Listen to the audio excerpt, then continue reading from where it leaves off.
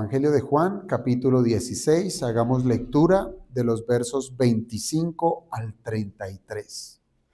Juan 16, verso 25 al 33. Dice la palabra del Señor. Estas cosas os he hablado en alegorías.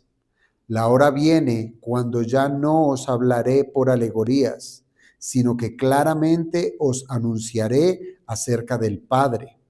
En aquel día pediréis en mi nombre, y no os digo que yo rogaré al Padre por vosotros, pues el Padre mismo os ama, porque vosotros me habéis amado y habéis creído que yo salí de Dios. Salí del Padre y he venido al mundo. Otra vez dejo el mundo y voy al Padre. Le dijeron sus discípulos: he aquí ahora hablas claramente y ninguna alegoría dices. Ahora entendemos que sabes todas las cosas y no necesitas que nadie te pregunte. Por esto creemos que has salido de Dios. Jesús les respondió: ¿ahora creéis? He aquí la hora viene, y ha venido ya, en que seréis esparcidos cada uno por su lado, y me dejaréis solo, mas no estoy solo, porque el Padre está conmigo. Estas cosas os he hablado para que en mí tengáis paz. En el mundo tendréis aflicción, pero confiad, yo he vencido al mundo.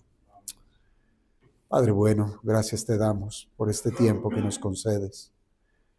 Hemos de rogarte, amado Señor, que tengas misericordia de nosotros en este momento en el cual nos postramos delante de tu palabra, rogándote que tengamos un corazón humilde, un corazón sencillo, un corazón que esté dispuesto a atesorar tu enseñanza y que sea un terreno fértil de verdad nuestra alma para que produzca fruto de arrepentimiento, fruto de justicia, fruto de labios, y que podamos, amado Padre, con esto que hemos de aprender en este día, glorificarte y que nuestra vida sea transformada.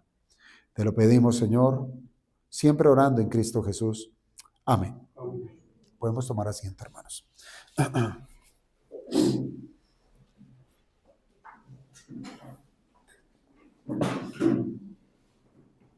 El título del sermón: yo he vencido al mundo.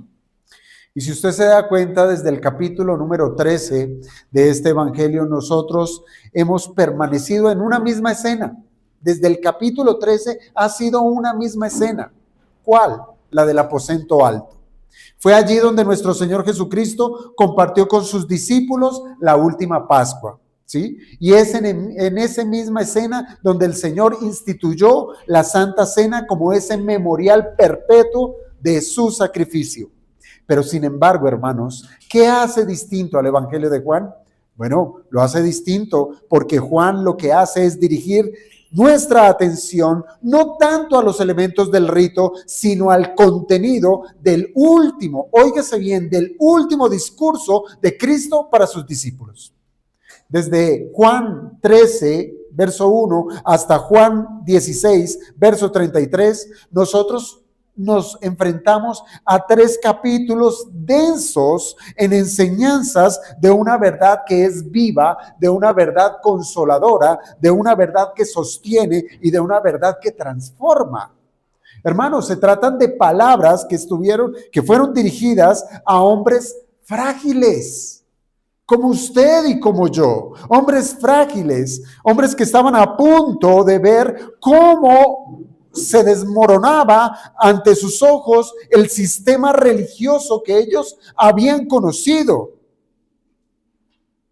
Ahora eso iba a ser cambiado. Iban a enfrentarse a la realidad gloriosa del nuevo pacto, donde la gracia reemplazaría todas esas sombras del Antiguo Testamento y la comunión con Dios ahora se convierte en un asunto pleno, en un asunto personal. Cada momento en esa noche fue intencional, hermanos, fue intencional. Nada fue dicho al azar. Si nosotros observamos con atención, vamos a notar que todo el discurso estuvo cuidadosamente entretejido en una estructura trinitaria. El Padre, el Hijo y el Espíritu Santo aquí son revelados en su participación dentro del plan redentor. Ahora, dentro de este contexto hay un anhelo que se deja ver con claridad en los corazones de los discípulos. ¿Cuál es ese anhelo? El deseo de conocer al Padre. Y ese deseo, claro, es un deseo noble, y nuestro Señor no ignoró esa petición. Por el contrario, desde el principio hasta el final, nuestro Cristo se ocupó de revelarles al Padre. Por eso, hermanos, no debe sorprendernos que estas palabras finales estén dirigidas a levantar el ánimo de unos discípulos que están atribulados y con gran necesidad. Lo que nuestro Señor Jesucristo les va a revelar en estos últimos versículos del capítulo 16 realmente es glorioso, es notable. ¿Por qué? Porque no solo tendrán los discípulos el conocimiento del Padre, sino que ahora el Señor les dice que tendrán, además del conocimiento, tendrán comunión con el Padre. ¿Cómo? Lo veíamos desde la semana pasada, mediante la oración en el nombre del Hijo.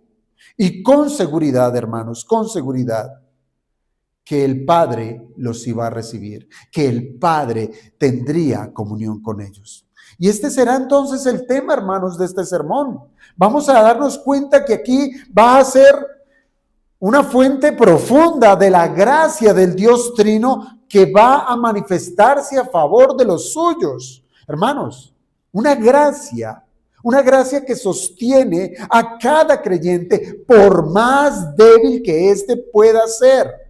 ¿Por qué? Porque es que la gracia no se asienta en los méritos humanos, sino que la gracia se asienta es en los méritos de aquel que descendió del cielo, aquel que se encarnó, aquel que subió a la cruz, aquel que murió por un pueblo, aquel que resucitó al tercer día y que ahora está sentado a la diestra del Padre. Es en esos méritos que nosotros recibimos todo por gracia. En otras palabras, se trata de la victoria segura del Hijo de Dios, que va a garantizar la paz de un corazón atribulado. Será la paz de Dios que nos va a guardar en este mundo hostil. Ahora, dicho esto, hermanos, quiero que abordemos directamente el texto. Y lo primero que nosotros nos enfrentamos acá es con una escena. Sí, recuerde, es una misma escena, pero en estas últimas palabras del Señor Jesucristo los va a llevar a que tengan esa tranquilidad de que sí conocerán al Padre, de que se relacionarán con Él.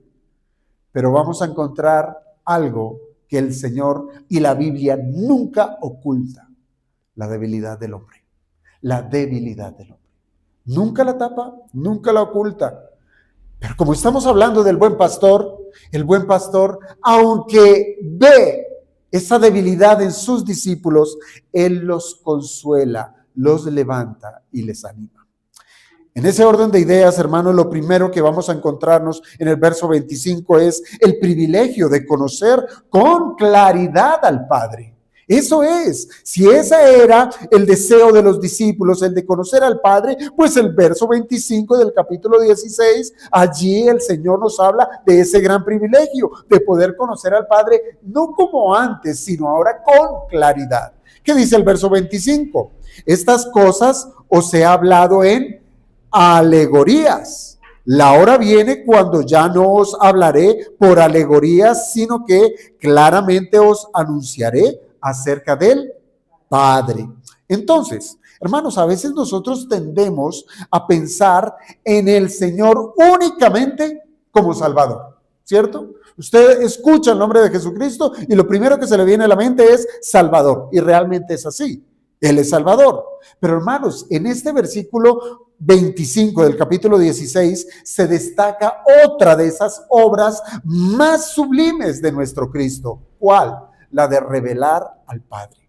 Él vino a revelar al Padre. Esta fue una de sus tareas centrales en su ministerio en la tierra, revelar al Padre. Hermanos, y es más que evidente en muchos momentos de su enseñanza y en esos 3 años y pedazo que estuvo en este mundo, el Señor estuvo hablando acerca del Padre. Piense, por ejemplo, Juan 14:9, para no irnos tan lejos. Él dijo, el que me ha visto a mí, ha visto al Padre. ¿No vino a revelar al Padre? Claro que sí, y así lo dejó expreso. O cuando dijo allá en Mateo capítulo 11, versículo 27, nadie conoce al Padre sino el Hijo, y aquel a quien el Hijo lo quiera revelar. Hermanos, Cristo, nuestro Cristo, vino no solo a redimir, sino también a revelar al Padre con claridad y con verdad. Ahora, dicho esto, una de las características fundamentales o distintivas de la enseñanza de nuestro Señor Jesucristo durante su vida terrenal fue el uso de ese lenguaje alegórico. Por eso él lo deja allí bien claro. Estas cosas os he hablado en alegorías. Y claro, la enseñanza del Señor Jesucristo estuvo marcada con mucha alegoría, con mucho lenguaje alegórico o lenguaje figurado. Hermanos, ¿qué es la alegoría? Bueno, la alegoría es un recurso literario en el que se emplean imágenes, se emplean comparaciones, se hace uso de símbolos. Todo eso tomado de la vida cotidiana, del diario vivir, ¿sí? Y el Señor usó eso ¿para qué? Para comunicar verdades espirituales profundas. Pudiéramos nosotros llegar a decir que se trataba de un lenguaje que va de lo terrenal a lo celestial, ¿sí? Para poder entender esas profundidades del cielo, esas profundidades espirituales, el Señor utilizó imágenes, comparaciones y símbolos terrenales. Pero bueno, más allá de ese término alegórico, ese término técnico de alegoría, el Señor parece referirse aquí a un estilo de enseñanza figurado donde él habla como con cosas veladas, ¿sí? Con simbolismos que en muchas ocasiones no fueron comprendidas por su audiencia. Y aún los mismos discípulos no lo entendían cuando él enseñaba. Pero el Señor Jesucristo les aseguró que cuando el Espíritu viniera, habría una iluminación profunda que les iba a permitir claramente que esas verdades que Él les había enseñado las pudieran entender. Un ejemplo de esto lo encontramos en Juan capítulo 14, versículos 2 al 3. En Juan 14, 2 al 3, el Señor Jesucristo dijo esto. Escuche bien, mire el lenguaje figurado que hay allí. En la casa de mi Padre muchas moradas hay. Y más adelantico, voy pues a preparar lugar para vosotros. Hermanos, claramente aquí se trata de lenguaje figurado. Esto es lenguaje figurado. ¿Por qué? Porque las moradas de las cuales habla el Señor Jesucristo no son estructuras físicas, sino una imagen del acceso al cielo y de la comunión eterna con el Padre, el cual sería asegurado por la obra redentora del Hijo. Lenguaje figurado, simbólico, para enseñarnos una profundidad espiritual. Otro ejemplo, Juan 15 del 1 al 6. Bueno, allá en Juan 15 del 1 al 6, el Señor recuerde que Él utilizó una alegoría. ¿Cuál? Él dijo, yo soy la vid. Y Él empezó a desarrollar todo su argumento diciendo, yo soy la vid verdadera y mi Padre es el labrador. Y aquí lo que nuestro Señor Jesucristo, como les digo, es un lenguaje alegórico, donde Él dice, yo soy la vid, mi Padre es el labrador y ustedes, mis discípulos, son los pámpanos. ¿Y esa imagen qué representa, hermanos? ¿Qué representa? ¿Una mata real? ¿Así es Cristo y así somos nosotros? No, es una imagen que nos lleva a entender un pensamiento espiritual, una enseñanza espiritual. ¿Cuál? Nos está hablando de aquí de la unión espiritual, de esa unión vital que hay entre Cristo y los creyentes. Y claro, aquí se habla del Padre como labrador. ¿Por qué? Porque Él es el que cuida, Él es el que poda, Él es el que hace fructificar esa unión entre el Hijo y los creyentes y los discípulos. Hermanos, con esto en mente, con este par de ejemplos, y creo que son suficientes, aunque hay muchos más, con esto en mente, es por eso que el Señor dice, la hora viene cuando ya no os hablaré en alegorías, ya no, sino que claramente os anunciaré acerca del Padre. Hermanos, estas palabras del Señor nos está anunciando un cambio significativo, algo que vendrá en un tiempo más adelante. Y es un tiempo que está en el futuro inmediato, que está inmediatamente después de su resurrección, inmediatamente después de su exaltación. En ese tiempo, el Señor hablará del Padre, revelará al Padre de una manera clara, de una manera directa, de una manera comprensible. Esto sucederá ¿cómo? Por medio del Espíritu Santo. Pero si el Señor está diciendo, yo os hablaré claramente, pues hermanos, es allí donde el misterio de la Trinidad cobra gran relevancia. ¿Por qué? Porque será por medio del Espíritu de Cristo, porque así también se le llama al Espíritu Santo, quien es el vicario de Cristo en la tierra, es decir, ese representante enviado después de su ascensión. Será Él, el Espíritu Santo, quien vendrá como maestro interno, como maestro permanente en cada creyente, tal como el Señor Jesucristo ya lo había acabado de prometer aquí en Juan 16, en el versículo 13 y 14. El Señor dijo, cuando venga el Espíritu de verdad, Él os guiará a toda verdad y Él me glorificará. Entonces, hermanos, hoy como creyentes podemos tener la plena seguridad que tenemos ese privilegio glorioso.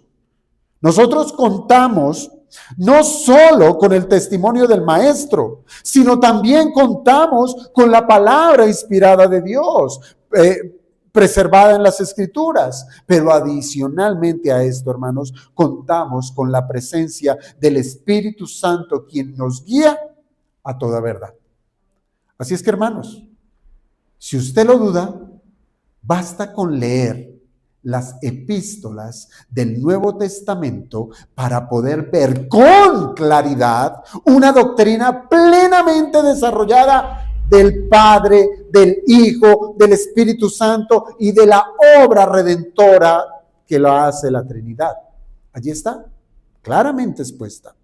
Así que, hermanos, nosotros podemos concluir en este primer punto que la obra de Cristo no solo es la de salvar, sí, importante, claro, pero también está la de revelar.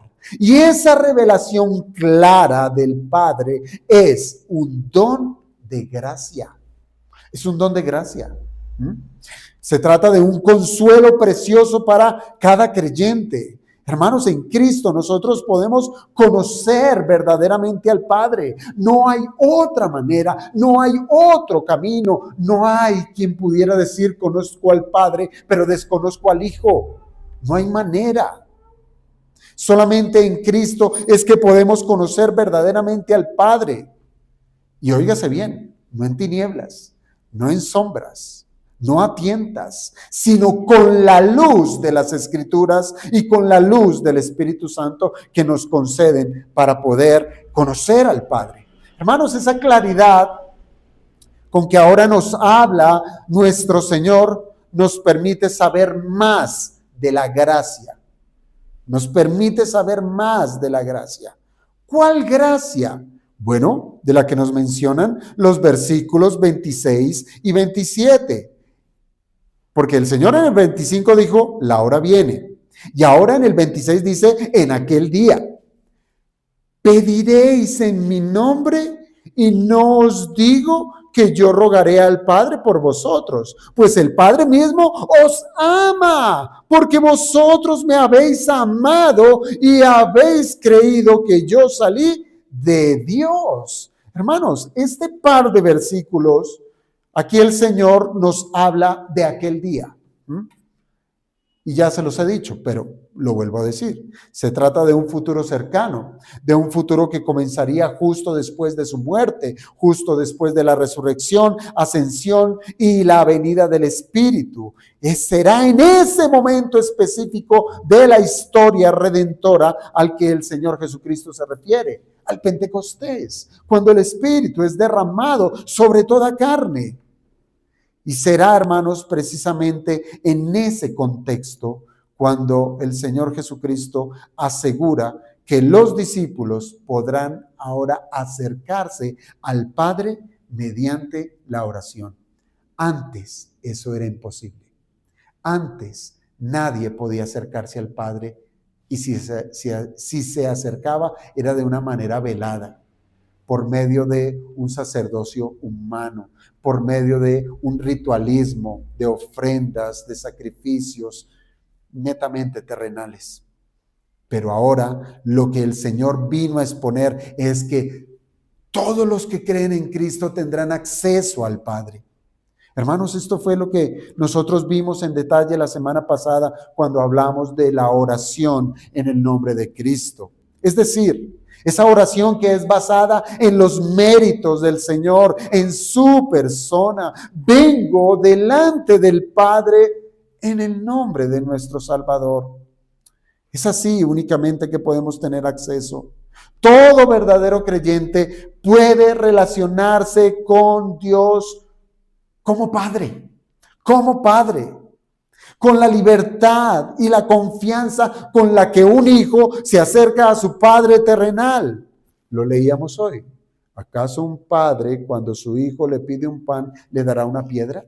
No, va con toda la confianza de que le dará ese pan. Y de esa misma manera, hermanos, nos está presentando el Señor Jesucristo que todo creyente ahora se puede acercar al Padre sin ningún tipo de temor, sin ningún tipo de angustia, sin la sensación, óigase bien, que hoy muchos tienen de acercarse a Dios como juez, como un juez severo, como un juez castigador. Nosotros no. Nos acercamos delante de Dios como un padre. Hermanos, esa relación, como ven, ha sido transformada por Cristo. Antes de creer en Cristo, ¿qué éramos nosotros delante de Dios? Éramos enemigos.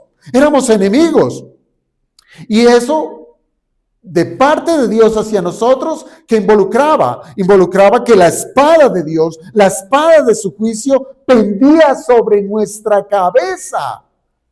Nadie podía acercarse con confianza. ¿Por qué? Porque se le exigiría pagar con la muerte la deuda de su pecado.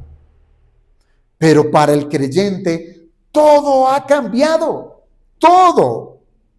Por la obra de Cristo ahora somos hijos de Dios. Y así este mismo evangelio comenzaba diciendo: mas a todos los que le recibieron, a los que creen en su nombre, les dio potestad ¿de qué?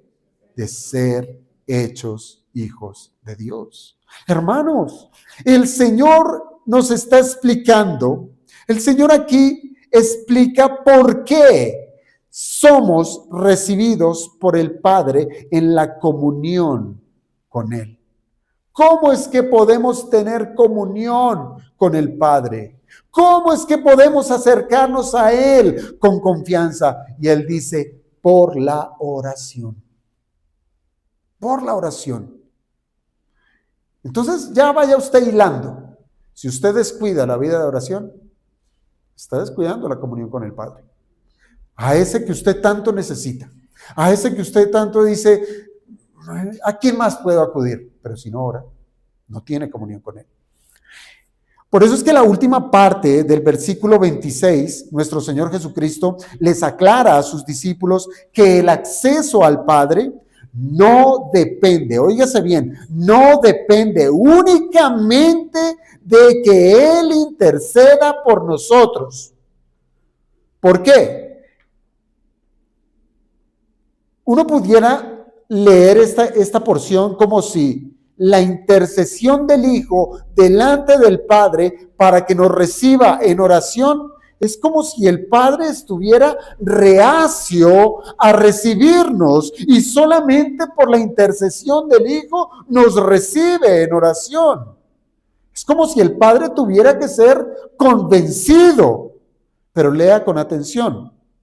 No os digo, en el verso 26, no os digo que yo rogaré al Padre por vosotros. No os digo que yo rogaré al Padre por vosotros. ¿Qué es esta afirmación? Lo primero que tengo que decir es que esta afirmación no contradice su labor intercesora. El Señor no está diciendo, yo no voy a interceder por ustedes. No, no está contradiciendo su labor intercesora, la cual es una verdad gloriosa, una realidad, una verdad fundamental de nuestra fe. Él es sumo sacerdote. Él intercede por nosotros. Es como Pablo lo escribió a los romanos, allá en el capítulo 8, versículo 34. Cristo es el que además está a la diestra de Dios, el que también intercede por nosotros. Sí, Cristo es intercesor. Así es que más bien debemos entender las palabras del Señor Jesucristo. Es que el Señor quiere que sus discípulos comprendan una verdad aún más profunda. ¿Cuál? Él quiere que nosotros entendamos que el Padre no está disgustado ni está cerrado en una burbuja hacia quienes están en Cristo. Por el contrario, el Señor quiere decirnos que el Padre tiene la puerta abierta. Él quiere que vengamos a Él. ¿Y sabe cuál es la razón? Porque Él nos ama. Porque Él nos ama. Esa es la razón. Esa es la enseñanza que ahora se desarrolla con claridad en el versículo 27. Léalo usted, verso 27 de Juan 16. Bien dice el Señor, pues el Padre mismo os ama. ¿Ya le cobra relevancia? Yo no necesito interceder por ustedes para que el Padre los reciba, porque el Padre mismo los ama. El Padre mismo los ama. Pues el Padre mismo os ama y da una razón. Porque vosotros me habéis amado y habéis creído que yo salí de Dios. Aquí pudiéramos hacernos una pregunta. ¿Cuál? ¿Cómo es posible que el Padre nos ame si antes nosotros éramos enemigos suyos? La respuesta está implícita. ¿Por qué? Porque allí se dice que el Padre no nos ama por lo que somos nosotros mismos. No es por eso que nos ama. No nos ama por lo que cada uno de nosotros somos. Somos pecadores. Él no nos ama por ser pecadores, no. Sino que Él nos ama por nuestra unión que tenemos con Cristo. Es por eso que nos ama, por la unión que tenemos con Cristo. Y ese versículo 27 no dice que el Padre nos ama por nuestra dignidad. No lo está diciendo. Es que son buenos. Es que son generosos. Es que no es por nuestra dignidad, sino porque amamos al Hijo y hemos creído en el Hijo como el enviado de Dios. Es por eso que nos ama. Pero hermanos, incluso usted dirá, pero bueno, entonces aquí sí hay algo de mérito, porque Él me ama, porque yo amo al Hijo, ¿cierto? Usted lo puede llegar a pensar así. Pero hermanos, ese amor al Hijo y esa fe en el Hijo no son obras que podamos atribuirnos como mérito propio. ¿Sí? ¿O acaso hay alguno de nosotros que se ha acercado por sus propias fuerzas a amar al Hijo y a creer en Él? Nadie puede. Todos están muertos en pecado. Hermanos, no debemos pensar que podemos producir amor. Nosotros no podemos producir amor. Nosotros, como seres humanos, no podemos producir fe. Eso no es natural del hombre. No es de nuestra voluntad. Tampoco nosotros pudiéramos considerar que esto se trata como de un pacto, de un trato condicional, como si pudiéramos nosotros decir, yo te amo y creo en ti, entonces tú me amas, ¿sí? Yo te doy, tú me das. Nada de eso, hermanos. No es eso. Recordemos que amar a Cristo implica que obedecer su palabra. El que a mí me ama, obedece mi palabra, dijo el Señor. Ahora bien, usted dirá, pero bueno, ahí está la obediencia, ahí está la obra del hombre. No, esa obediencia, si usted se da cuenta, solo es posible ¿para quién? Para los que han recibido una nueva naturaleza. ¿Quién de nosotros compró la nueva naturaleza? ¿Quién de nosotros compró la vida eterna? Nadie. Nadie. Él no la dio. Y el mismo Señor en Juan capítulo 3 lo enseñó claramente. Eso es una obra del Espíritu, una obra misteriosa, ¿sí? Que viene y sopla sobre el hombre muerto y le da vida espiritual. Es Dios quien nos hace ser nuevas criaturas para poder nosotros responder en obediencia a Él. Él es quien preparó las buenas obras para que nosotros andemos en ellas. No somos nosotros lo suficientemente inteligentes como para decir, ya sé cómo obedecer delante de Dios. No, ha sido de Él. Ahora piense lo mismo con la fe, lo mismo ocurre con ella. ¿Por qué? Porque la fe no es un producto natural del ser humano. El ser humano no cree por sí mismo. Si ha llegado a creer en Cristo, si ha puesto su confianza en Él, es porque Dios le dio ese don, le dio esa capacidad. Y si no lo cree, lea la carta a los Efesios, Efesios 2, del 8 al 9, ¿sí? Que nos dice que la fe es un don de Dios.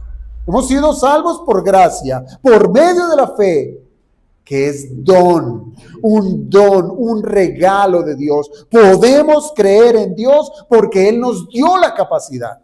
Entonces, ¿por qué amamos y creemos en el Hijo y eso nos permite ser amados por el Padre? Porque toda la obra es de Él, todo es de Él. Por eso, hermanos, nosotros afirmamos con certeza que ser amados por el Padre y poder tener acceso libre a Él en oración son actos de la gracia activa e inmensa de Dios, no de nosotros, no de nosotros. No los merecemos, hermanos, no merecemos estos actos de gracia, pero nos han sido dados por medio del Hijo, en quien el Padre se complace. Y esa gracia realmente transforma nuestras vidas, transforma nuestra vida de oración en una experiencia que sea gozosa. Oramos con gozo, oramos en intimidad, oramos estando libres de temor. ¿Por qué? Porque por medio de la fe sabemos que el Padre nos ama. ¿Por qué? Porque estamos unidos a Cristo. Estamos unidos al amado de Dios. Así, hermanos, el Evangelio es una gracia de Dios para nosotros. Y para esto el Señor de manera magistral resume en un solo versículo la obra redentora.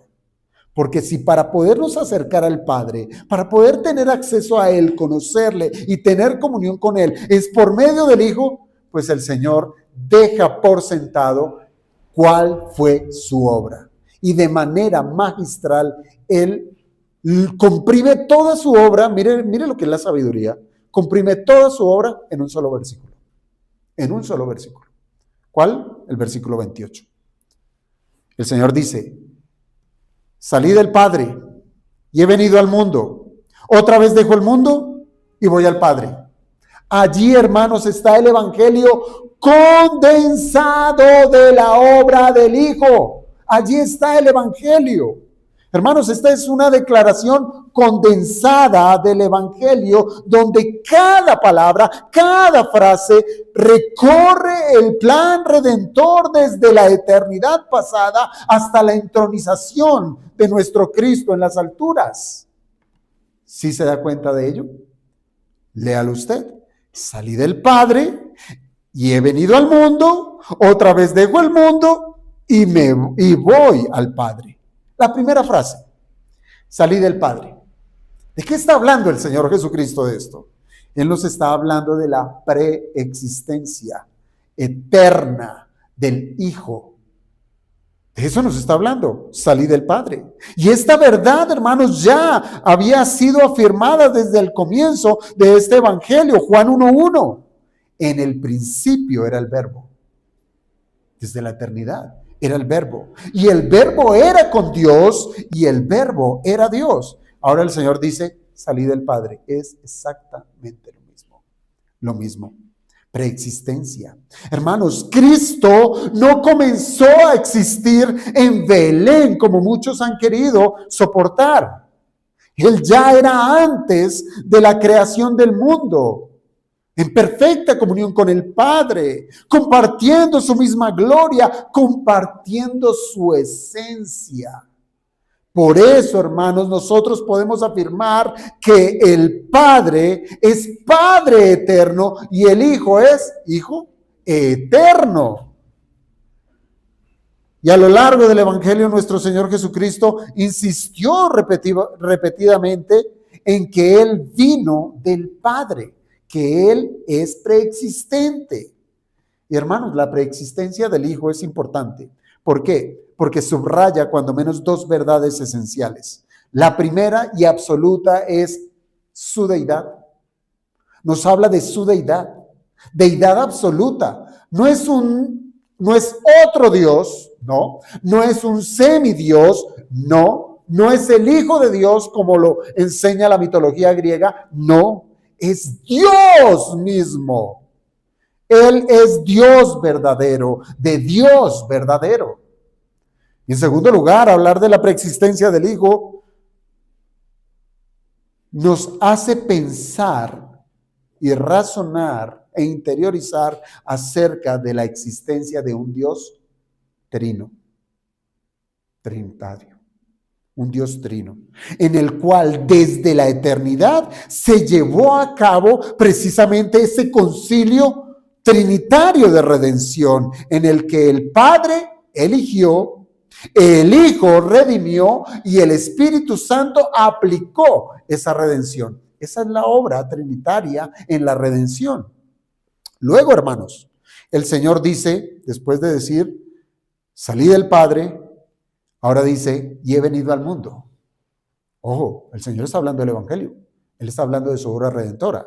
¿Qué quiere decir, y he venido al mundo? Hermanos, esta frase nos está hablando de su encarnación. He venido al mundo. Estaba en la eternidad, vengo al mundo. El Hijo eterno, sin dejar de ser Dios, asumió una naturaleza verdadera de un hombre. No se parecía a un hombre, no tenía el aspecto de un hombre, no era un espíritu que a la vista parecía una figura humana, no, era 100% Dios.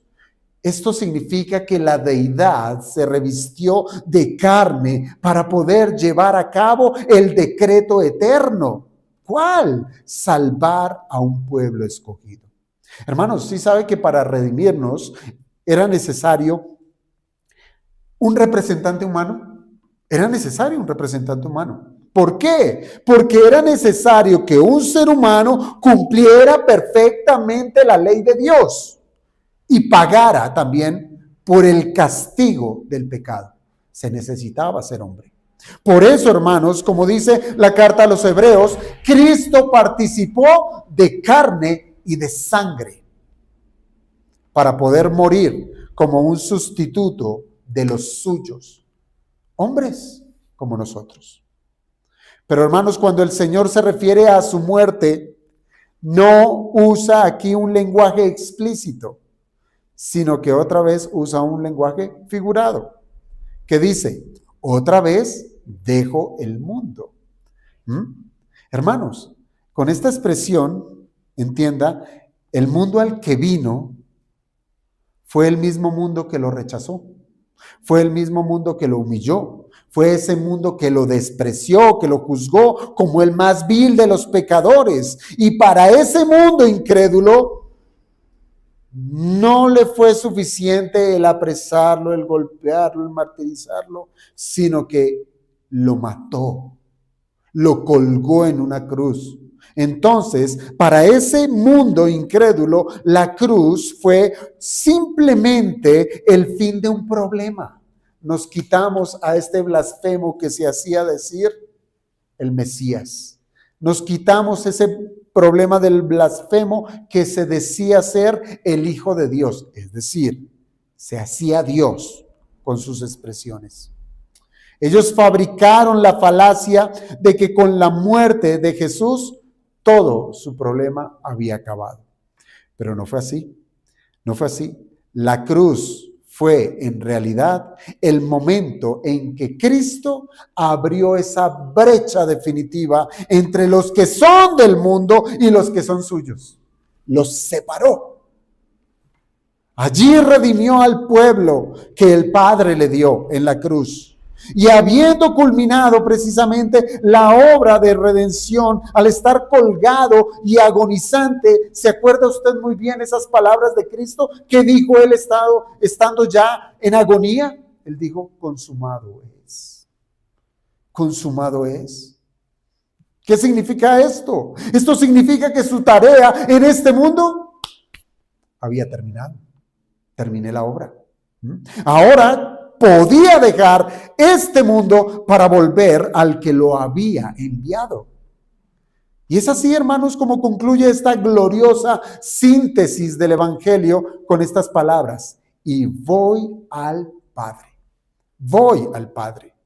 ¿De qué nos está hablando ahora el Señor Jesucristo dentro del plan redentor? Bueno, aquí nos está hablando de su ascensión victoriosa, de la exaltación celestial. Aquí nuestro Señor Jesucristo no solo resucitó, sino que fue recibido en gloria, sentado a la diestra del Padre, donde desde allí, ¿ahora qué hace? Intercede por su pueblo y gobierna como rey. Escúchelo bien. Él gobierna como rey glorioso a la diestra del Padre y él funge como sumo sacerdote eterno para interceder por nosotros. Hermanos, pero esta verdad, fíjese, verso 28, tan corto, tan pequeño y lleno de teología, esa verdad solo cobraría pleno significado en aquel día. En aquel día. Es decir, cuando el Espíritu Santo viniera. Entonces, ¿qué le ocurriría a esa iglesia naciente? La iglesia naciente iba a comprender con claridad que la piedra angular de su fe no sería un sistema religioso, ese sistema religioso antiguo, tampoco sería la ley mosaica, sino una persona, Cristo. Cristo Jesús sería la piedra angular de su fe, su vida, su muerte, su resurrección y su exaltación. Y nada más que Cristo. Nada más que Cristo. Ahora, dicho esto, pues ¿qué se podía esperar? La réplica. ¿La réplica de quién? De los discípulos. ¿Cuál fue la respuesta de los discípulos? Versos 29 al 32.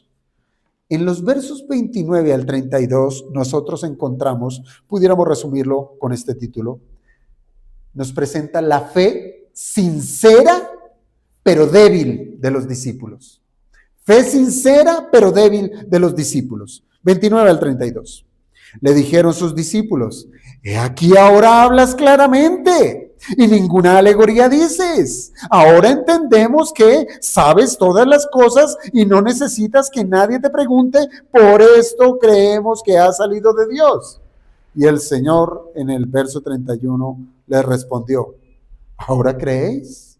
¿Ahora creéis? He aquí, la hora viene y ha venido ya, en que seréis esparcidos cada uno por su lado y me dejaréis solo. Mas no estoy solo, porque el Padre está conmigo. Una fe sincera, sí, pero débil, pero débil. Hermano, la respuesta de los discípulos fue: ahora hablas claramente, ahora te entendemos, pero el Señor le responde: ahora creéis, he aquí, ahora viene la hora, ya ha venido ya, y que seréis esparcidos cada uno por su lado. Me van a abandonar. Me van a abandonar. A primera vista, hermanos, las palabras de los discípulos parecen propias de creyentes genuinos, ¿cierto? Hablas claramente, creemos que has venido de Dios. Podemos decir, hermanos, que aquí expresan una especie de profesión de fe. Eso es lo que están haciendo. Están confesando a Cristo. Vienes de Dios, porque te entendemos. Entonces es una profesión de fe genuina al reconocer que Jesús ha venido de Dios. Pero no obstante, hermanos, no obstante, aunque hay sinceridad, también hay vacíos, fuertes vacíos que aún debían ser llenados. El mismo Señor les había asegurado que comprenderían muchas cosas después de la venida del Espíritu Santo. Entonces, hermanos, lo más asombroso es la seguridad con la que ellos están hablando. Ahora entendemos. Pero si el Señor les dijo, es después entenderán. Y ellos dijeron, ahora entendemos. ¿Realmente entendieron? Buena pregunta, ¿no? ¿Realmente entendieron lo que el Señor les había dicho? Ellos habían comprendido el alcance del plan de redención que estaba a punto de cumplirse. Ellos entendían la necesidad de que su maestro fuera crucificado. Ellos lo entendían. Ellos estaban completamente destruidos. Tenían terror porque buscaban a Cristo para matarlo. En esta misma escena, el mismo Pedro le dijo, no, yo no voy a participar de ello. Yo no voy a permitir que eso ocurra.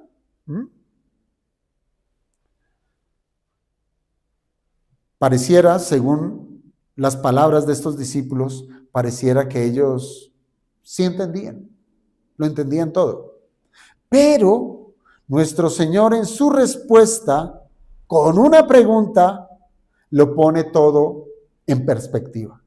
Ellos estaban mirando así, pero el Señor saca la cámara de eso y les voy a mostrar la realidad de lo que está pasando. Y lo hago con una pregunta. ¿Ahora creéis? ¿Ahora sí creen? Y esta pregunta, hermanos, esta pregunta del Señor, lo que hace es contrastar claramente con su afirmación, ahora entendemos. Mírenlo, es un contraste. Ahora entendemos y el Señor, ¿ahora creéis? ¿Ahora creéis? Alguien está equivocado. Alguno de los dos está equivocado. Y no es el Señor. No lo es. Este tipo de aparente seguridad espiritual es común entre nosotros. Esa apariencia de seguridad es muy común. Cuando nosotros sentimos que todo va bien, cuando sentimos que somos fuertes, que nada nos hará caer, olvidamos que seguimos en la carne. Lo olvidamos. Es como si olvidáramos la experiencia del apóstol Pablo en Romanos 7. ¿Sí se acuerda de ese pasaje, no? Donde Pablo describe su lucha interna entre el deseo de hacer el bien y la presencia persistente del pecado en su carne. Quiero hacer el bien, pero no puedo. Aunque algunos, claro, han querido interpretar el capítulo 7 de Romanos como la experiencia de un no regenerado, lo cierto es que se trata del testimonio de un creyente verdadero. Y no solamente un creyente, sino de un apóstol. De un apóstol iluminado por la verdad, un apóstol que reconoce su debilidad, un apóstol que reconoce su propensión a fallar. Lo mismo, hermanos, vemos en los discípulos. Exactamente lo mismo. Su reacción demuestra un asunto en donde su carne les está haciendo fallar, les está haciendo caer. Pero a diferencia de Pablo, ¿sí? A diferencia de Pablo, les falta discernimiento. Les falta discernimiento. Es decir, se expresan inmaduros en ese momento. Pasaron por alto sus propias limitaciones, pero el Señor, con compasión, les ayuda a aterrizar de ese alto vuelo espiritual en el cual ellos se encontraban. Ahora lo entendemos todo. Los ayuda a aterrizar con esa pregunta: ¿ahora creéis? Hermanos, esa pregunta en verdad debe resonar en cada uno de los corazones del cristiano. En cada cristiano debe resonar esa pregunta: ¿ahora creéis? Especialmente cuando estamos en esos momentos de seguridad aparente. Sirve, hermanos, esta pregunta para examinar nuestras motivaciones, para examinar nuestra dependencia. Esto nos recuerda quiénes somos: pecadores redimidos. Somos frágiles, somos propensos al error. Es como lo dijo Jeremías: engañoso es el corazón más que todas las cosas. ¿Dónde está su corazón? ¿Usted lo dejó en la casa para que no lo engañen? ¿Sí? Lo echó entre una caja y allá, ¿no me va a engañar más? No, usted lo lleva para todo lado, hasta el lugar más privado en el cual usted pueda encontrarse. Allá lleva ese corazón que, dice la Escritura, es engañoso más que todas las cosas. Y no solamente engañoso, perverso. ¿Quién lo conocerá? ¿Usted lo conoce? Estos discípulos no lo conocieron, no lo distinguieron. ¿Ahora usted lo puede conocer? Créame que no. Créame que no. Créame que usted, al igual que yo, no conoce la capacidad de maldad que hay en medio nuestro. El Señor, por tanto, hermanos, les muestra la fragilidad de su fe. Sí, tienen fe, pero es frágil. Y el Señor se los hace saber al advertirles que esa misma noche, ustedes que están confesando que yo vine del Padre, esa misma noche ustedes me abandonarán. Ustedes en esta misma noche serán esparcidos, cada uno por su lado. Mire, era cuestión de minutos, hermanos. Minutos después de ellos haber expresado esta confianza, ¿ellos qué iban a hacer? Huir. Iban a huir ante el más leve asomo de la persecución. La espada del mundo enemigo se haría sentir y ellos abandonarían a su maestro. Una fe débil. Una fe débil. Qué lamentable realidad, ¿no le parece? Que incluso en los que han sido regenerados, la carne todavía tenga fuerza suficiente para hacernos temblar, para hacernos flaquear o incluso llegar a negar a aquel a quien hemos creído. Piensa en Pedro. ¿Huyó? Quizás en el momento no. Él sacó la espada y le cortó la oreja a Malco. No huyó, pero fue peor que los otros. Negó a su Señor 3 veces en la misma noche. Pero hermanos, esta es una verdad que no podemos evadir, no la podemos evadir. Podemos tener fe genuina, sí, podemos tenerla, y al mismo tiempo experimentar la lucha con nuestras debilidades remanentes.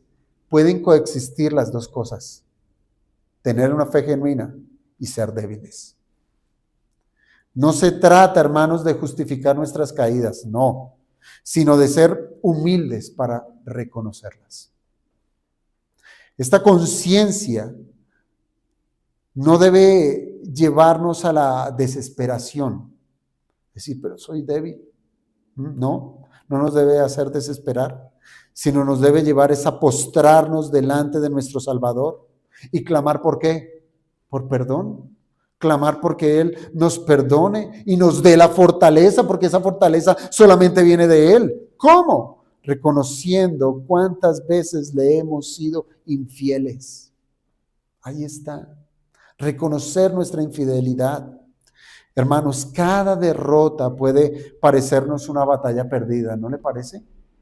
Cada vez que pecamos, usted dirá, Señor, de verdad que tanta gracia, pero no, uno no piensa en ese momento de la gracia, sino decir, ¿por qué me salvaste?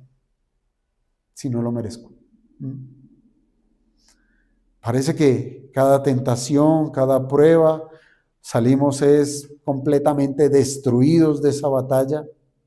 A veces el dolor de fallar en lo que profesamos, sentimos allí que se nos arruga el alma. Pero si esa experiencia, hermanos, nos lleva a una mayor dependencia de Dios, créalo, entonces esa falla, ese error, esa batalla perdida ha cumplido su propósito santo, y es llevarnos a los pies de Cristo nuevamente.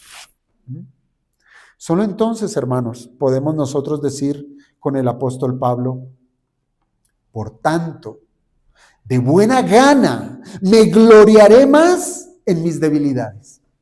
¿Puede creerlo? Me gloriaré más en mis debilidades, para que repose sobre mí el poder de Cristo, porque cuando soy débil, entonces soy fuerte. Esa es la vida del cristiano. Pero hermanos, que esto nos sirva es de consuelo, verdadero consuelo, que nuestras batallas son las batallas de Cristo. Son de Cristo. Y es así como nosotros hemos de poder disfrutar de verdadera paz, de verdadero consuelo, sosiego en este mundo, donde no solamente tenemos al enemigo allá afuera, sino aquí adentro también. ¿Cómo termina entonces esta porción? Con el verso 33. Un consuelo concluyente. Aquí el Señor cierra de manera magistral lo que ha dicho en 3 capítulos. Estas cosas os he hablado. ¿Para qué? Para que en mí tengáis paz. En mí. No busquen la paz por fuera, es en mí. Tengáis paz. ¿Y de qué ha hablado el Señor? Redención, redención, redención, redención del Padre, redención del Hijo, redención del Espíritu Santo, para que en mí tengáis paz. En el mundo tendréis aflicción, pero confiad, yo he vencido al mundo. Esto se trata de un consuelo concluyente, hermanos. La paz en el Cristo vencedor, si usted lo quiere llamar así. Hermanos, este último versículo, el Señor es suficientemente claro al hacernos saber que el propósito de sus palabras es que tengamos paz. Paz. Óigase bien, no necesariamente que seamos librados de las pruebas, ni que éstas desaparezcan delante de nosotros o que desaparezcan nuestros enemigos. Porque eso es lo que usualmente nosotros pedimos, ¿cierto? Que desaparezca esta situación, que desaparezca esta persona que es dura para mí, que desaparezca estos problemas. No, el Señor no está prometiendo eso. Él está prometiendo paz en medio de esas dificultades. En este pasaje se afirma tanto la realidad de la paz como la certeza de la aflicción. Nuevamente, 2 elementos que cohabitan juntos, la paz y la aflicción, como la fe genuina, ¿sí? Y la debilidad. Nuevamente, la paz y la aflicción cohabitando juntas. Así como la fe verdadera puede coexistir con la debilidad, también la paz de Cristo puede habitar en medio del sufrimiento. Increíble. Pero como se trata de algo divino, es poderoso, es de Dios. ¿Pero qué significa paz? ¿Cuál es esta paz? Hermanos, este término describe una condición espiritual que va mucho más allá de una simple ausencia de conflicto o de una tranquilidad superficial. Va más allá de eso, ¿sí? Va más allá de usted estar riéndose por todo lado. No. En el contexto del discurso del Señor, esta paz debe entenderse en contraste con el odio del mundo, porque de eso es que el Señor ha estado hablando, del odio del mundo hacia sus discípulos y además en el contexto del amor del Padre hacia ellos. Piense esto, sin Cristo nosotros éramos amados por el mundo, sin Cristo. Amados por el mundo y enemigos de Dios. ¿Y qué es lo contrario? En Cristo ahora somos amados del Padre y aborrecidos del mundo, enemigos del mundo. Conflicto, va a haber allí. Por tanto, hermanos, la paz de la que habla el Señor se refiere a la reconciliación del creyente con Dios. Esa es la paz, la verdadera paz. Esa es la que nos está diciendo acá, que en mí tengáis paz. ¿Cómo podemos ser reconciliados con el Padre? Solamente por medio del Hijo podremos tener paz con Dios. Ya lo había dicho al declarar que el Padre nos ama, ¿verdad? Y esa reconciliación pone fin a la enemistad entre Dios y el pecador. Pero hermanos, esto también implica una nueva experiencia de vida en la que el mundo, al verse confrontado por la luz de Cristo en nosotros, se convierte en un enemigo.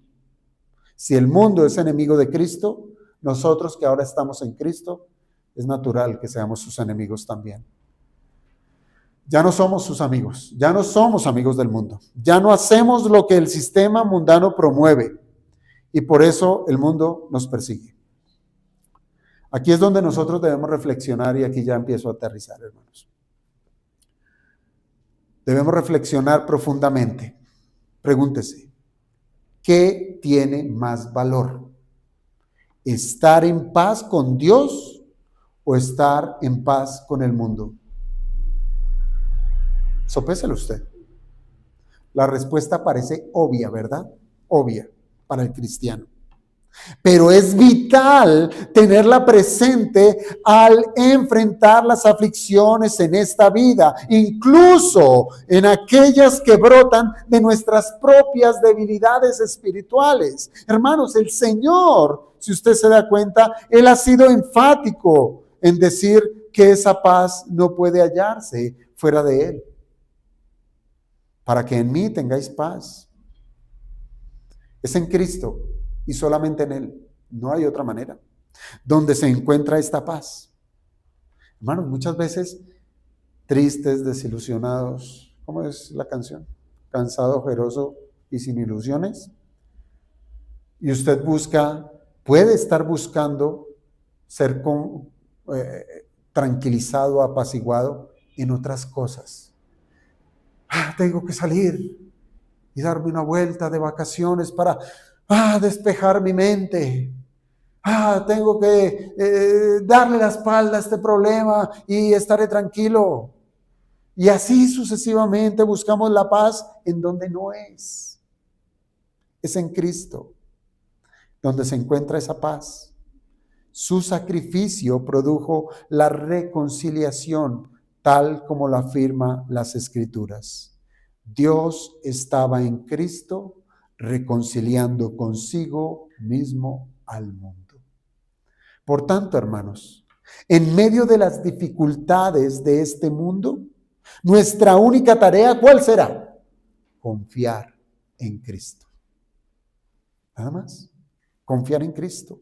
No en nuestras fuerzas, no en nuestras emociones, no en las circunstancias, solamente en Cristo, confiar en su obra, en lo que ocurrió en la cruz, donde se declaró victorioso sobre Satanás. Y ahora con estas palabras el Señor afirma también que ha vencido al mundo. Ahora, ¿no podrá vencer nuestro corazón engañoso? Por favor. Albert Barnes lo expresó de una manera clara y hermosa. Abro comillas. El mundo es un enemigo vencido. Satanás es un adversario humillado. Y todo lo que los creyentes tienen que hacer es poner su confianza en el capitán de su salvación, poniéndose toda la armadura de Dios, seguros de que la victoria es suya y que la iglesia aún brillará hermosa como la luna, esclarecida como el sol e imponente como un ejército en orden. Cierro comillas.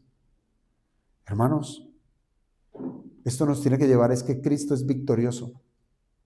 Y todos los que están en Cristo pueden gozar de esa victoria, de esa paz que sobrepasa las aflicciones de este mundo. ¿Por qué? Porque es la paz que solo Él puede dar. Una paz que no se desvanece con la tribulación, porque está anclada en la victoria eterna de nuestro Redentor. Y concluyo. Esto, hermanos, debe transformarnos. Tiene que transformar nuestra experiencia en este mundo. Tiene que hacerlo. Nos tiene que dar confianza, nos tiene que dar esperanza, nos tiene que hacer de nosotros más adoradores.